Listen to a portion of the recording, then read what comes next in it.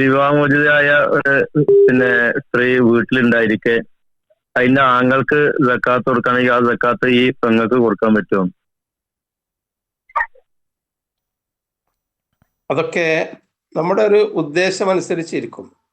പെങ്ങൾ വിവാഹമോചിതയാണ് എന്നതുകൊണ്ട് സക്കാത്തിന് അർഹയല്ല. പെങ്ങൾ ഫക്കീറത്താണ്, മിസ്കീനത്താണ്. സമൂഹത്തിൽ നിന്ന് സക്കാത്ത് കിട്ടാൻ അർഹതയുള്ള ഫക്കീറത്തായ ദരിദ്ര പെണ്ണാണ്, മിസ്കീനായ പെണ്ണാണ്. സഹോദരന്റെ കയ്യിൽ സക്കാത്ത് കൊടുക്കാനുള്ള സമ്പത്തുമുണ്ട് എങ്കിൽ അവൾക്ക് കൊടുക്കാം. അത് നിങ്ങളുടെ നെയ്യത്ത് എന്താണ്? സക്കാത്ത് പുറത്തു പോകരുത് എന്നതാണ് നെയ്യത്തെങ്കിൽ അപകടമാണ്.